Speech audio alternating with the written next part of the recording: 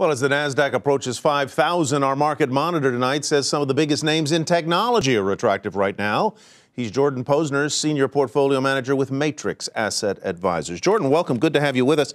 You are a value player, and people don't typically think of technology stocks as value plays, but you go bottoms up. You look at individual companies, their balance sheets, their income statements, and their stock prices, and you've found some in technology, beginning with Symantec. Why is it a value play? We like Symantec. They have a good, solid business in two areas, IT security and also data storage. Both of those businesses have very positive fundamental growth still attached to them.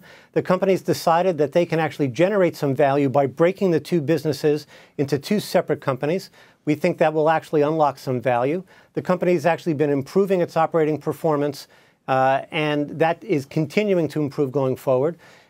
Stock is relatively inexpensive at around 13 times next year's earnings, pays a nice dividend yield of about 2.3%. And we think that stock's probably worth closer to $30 than the current trading price in the mid-20s. It also, because you mentioned they're going to split the company into two parts, it coincides with one of your other themes, which is sort of the appeal of internal restructurings, absent an outsider, but if you do it inside, it can achieve the same goals. Second choice is Microsoft.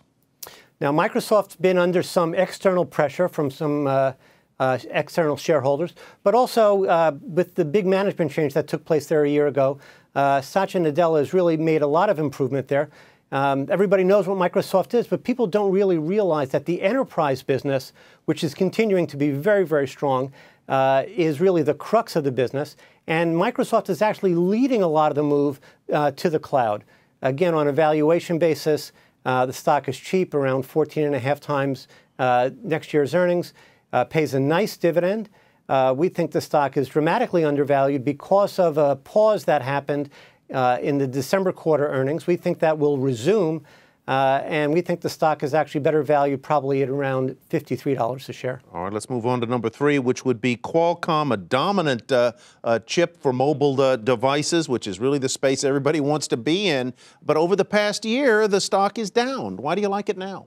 Well, we've liked it for a while. Qualcomm's had some issues, most recently with a Chinese antitrust investigation that they settled at a lower cost than was expected by the market, well within their ability to pay.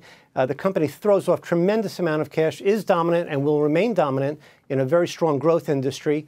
The company has on its balance sheet today $19 a share in cash, which is more than a quarter of the stock's value.